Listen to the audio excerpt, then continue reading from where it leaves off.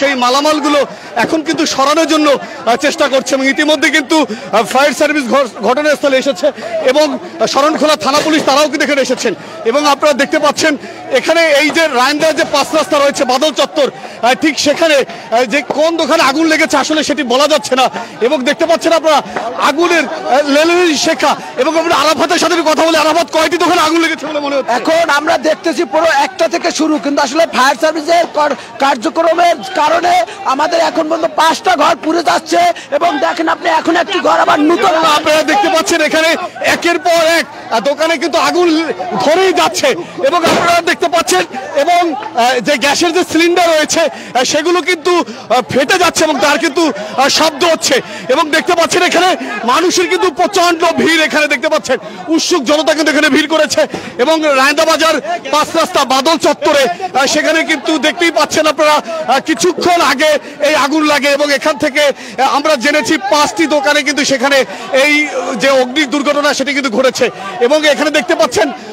ধাউ ধাউ করে কিন্তু এখানে আগুন জ্বলছে এখানে দেখতে পাচ্ছেন আপনারা এবং কয়টার সময় আগুন লাগে আমরা সেই বিষয়টি একটু আরাফাতের কাছ থেকে ক্লিয়ার হতে চাই। কয়টার সময় আগুন লাগে? আমাদের 20 থেকে 25 মিনিট আগে আগুনটা আমরা ধোঁয়া দেখতে পাই। আমি 5 রাস্তায় দাঁড়ানো ছিলাম, সেই ধোঁয়াটা দেখে আমরা এগিয়ে আসার পরে দেখতেছি পিছনে আগুন। এরপরে আমরা আসলাম, ফায়ার সার্ভিসে ফোন দেওয়া হলো কিন্তু ফায়ার সার্ভিসের কোনো কার্যক্রম আমরা এখন পর্যন্ত পাইনি। আসলে কি তাদের অবহেলাতে এবং কি তাদের এই গাফুলমিতে আমাদের 2-3টা ঘর তারা আসার পরে ধরে যাচ্ছে। আপনি দেখতেছেন এই মাত্র কিছুক্ষণ একটা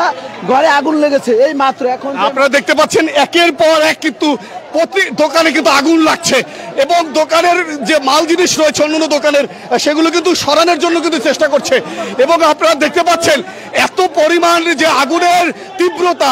যার গরমে কিন্তু এখানে টেকা যাচ্ছে না এবং আরেকটু বলি আপনাদেরকে এখানে গ্যাসের সিলিন্ডার রয়েছে সেই সিলিন্ডারগুলো মুহুমুহু করে সেগুলো বিস্ফোরিত হচ্ছে এবং যার জন্য কিন্তু আশেপাশের লোকজনগুলো তারা কিন্তু দাঁড়াতে পারছে না। একের পর এক দোকান কিন্তু ধরে যাচ্ছে রায়ন্দা বাজার পাঁচ রাস্তাতে। আবারও বলছি শরণখোলা উপজেলার যে প্রাণ কেন্দ্র সবচেয়ে জনবহুল এলাকা রায়ন্দা বাজার পাঁচ রাস্তাতে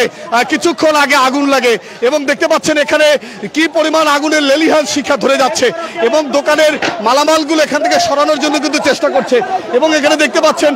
বিভিন্ন জায়গা থেকে কিন্তু লোকজন কিন্তু এখানে এসেছে, তারা কিন্তু এখানে উৎসুক জনতা এখানে রয়েছে কিন্তু তারা দেখতে পাচ্ছেন এখানে রয়েছেন এবং